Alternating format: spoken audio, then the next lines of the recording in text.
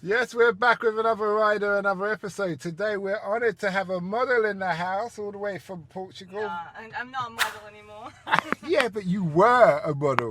Don't For downplay 1 yourself. year and I was a teenager. It doesn't count. Okay. Well, tell us about that experience. How was your modelling experience as a teenager? What age were you a model? So I was 15 and 16. Yeah, and I had a friend in school and she got discovered or applied to this agency more like called Character Models in Portugal. And so I found that out from her, and because I've always been like freakishly tall and like very slim, especially for a Portuguese girl.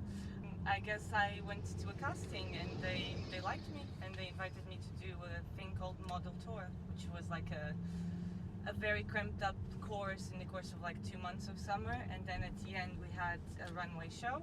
What did the course entail? Well, we had to walking in heels, girls and boys. The boys had to walk in heels? No. I mean, there was boys in that course too. In the That's a mission impossible, that is. No, but he like model walk, catwalk. And then we had some photo shoots. And they would make us like team bonding exercises, so talk about like something that traumatizes us and stuff, which was a lot for a 15-year-old.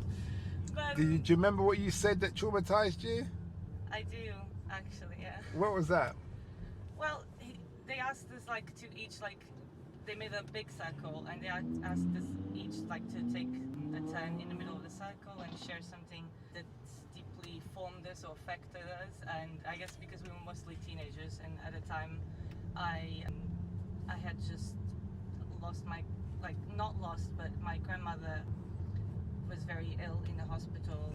She hadn't passed away at that point, but she was it was basically irreversible, and we knew it was going to happen. But obviously me as a 15-year-old and never have gone through grief or a loss close to me, or any kind of loss, like any funeral or anything like that, it was very hard, as you can imagine. It affected me a lot, and seeing her in that hospital bed and basically barely recognizing me and not being able to talk really stuck with me and really shocked me. And so I talked about that, and I talked how I felt guilty for not, because I had to basically run out of the hospital like room where she was because I couldn't see her like that. So I didn't stay long, and I think I talked about that. Yeah. And what was the reaction from the class? I don't quite remember. I guess at the end, our agent, like the agency director, right? He would hug us, and then everybody would like hug you. I think something along those lines. Okay, that's good. So you went on and to do the catwalk. You said you're walking in heels. Yeah, I can't do that anymore. But very, very high heels and very slim. Like I think they call it needle heels or something. Like I don't know. Were you able to walk in heels prior to that, or was that your first experience? I think it was my first experience. I was very young, and I was very always like dressed casually for school and stuff. So it wasn't really my thing.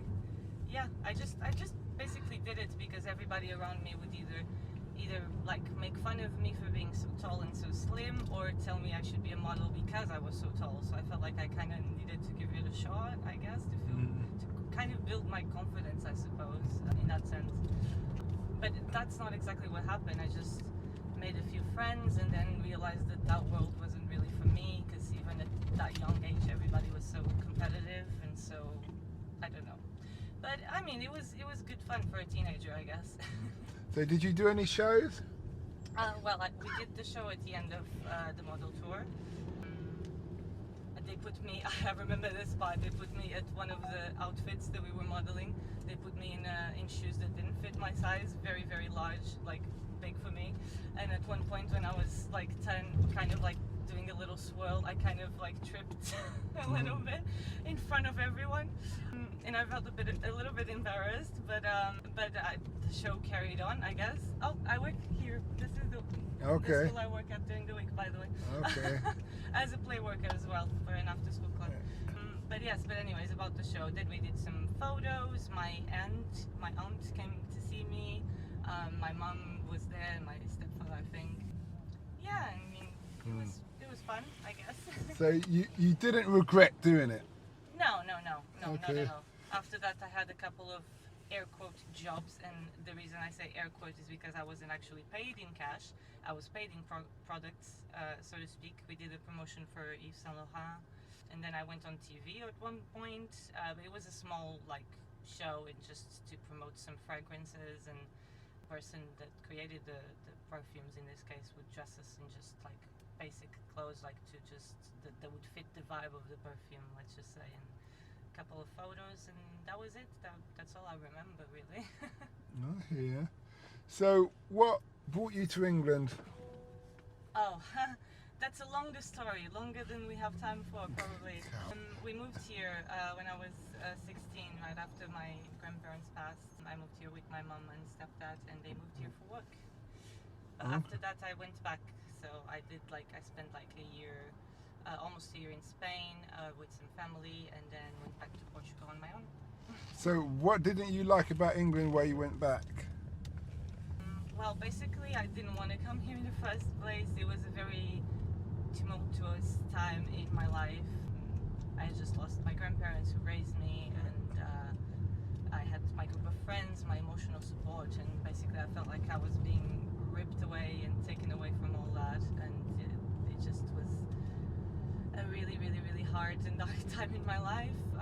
And my mom couldn't put me in a school right away because we moved after the new term time, so after September we moved in November. So it was just basically me in the house and not knowing anyone, and never left Portugal before, so everything was new, the country, the culture, everything, and I didn't exactly have the freedom to go and explore because I was young and I didn't know how to go about the city. But yeah, and so basically I wanted to get away as soon as possible. So you went to Spain. Yeah. How was Spain? Because you're Portuguese. Yeah. So you speak Portuguese. And Spanish. And because Spanish. I had family there. My aunt lives there. So you stayed with your aunt. Yeah, and my cousins are actually Spanish. They were born there. So. Okay, that makes sense. That makes sense. So then, what brought you back to England again then? Because after Spain, as soon as I turned 18 and I could legally be on my own, I tried to go back to Portugal, but basically my parents were here, right? So I had no family, no direct family at least, close to me there. So I rented rooms. I moved around a lot in different rooms, different houses, different landlords, and I had my friends still, of course, but everything was different because they could be teenagers still, basically, and I had to be an adult at my own choice and at my own, expense, because I had to manage everything and basically survive on my own and do all this and pay everything. I guess things were hard in Portugal. They still are, but they were harder there than I think in terms of finding jobs and keeping them. It was very touristic, so mainly throughout the summer, and then it was a struggle. Okay. So how long you been in London for? Well, now from the second and last time since 2016. So about All right. 7 years. So would you say you're going to be here for good? No, I don't think so. I mean, the whole point was always coming back to Portugal. You have siblings here? No. Oh, you're only child. Okay, Yeah. I have a stepsister though, but she stayed in Portugal. Okay. So, work now. You said you do. What do you do for work? I'm a play worker.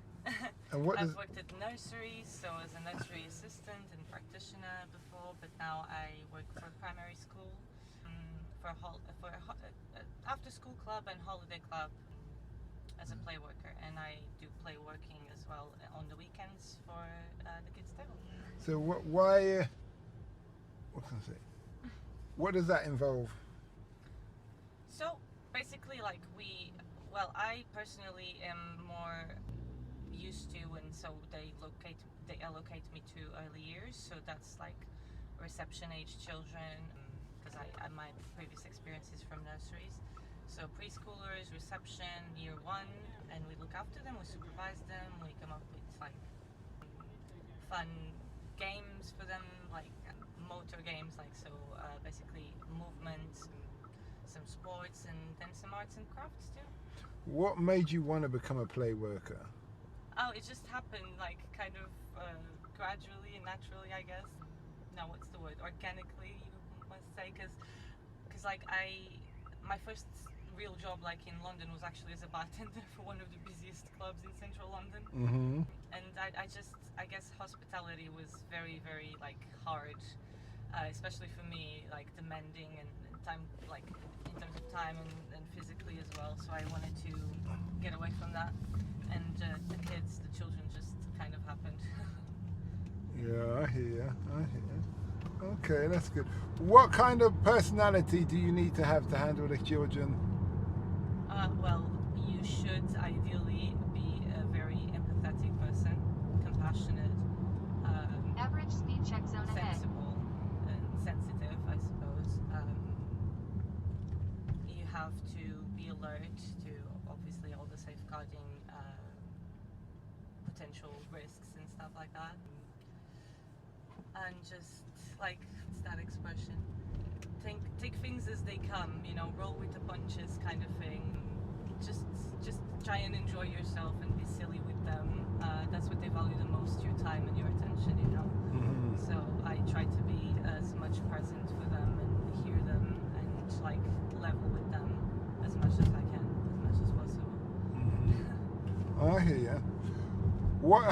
You've travelled quite a bit. You've had a quite interesting life. What have you learnt from your life experience so far that you wish you knew already? Entering average speed check zone.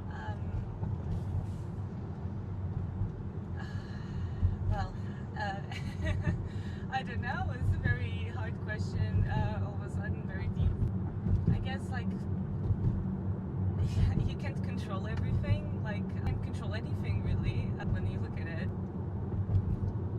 it's just life is ever changing, and sometimes you feel like you hit a really, like, tough spot or rock bottom, but, like, it keeps on, you keep on going. You keep on.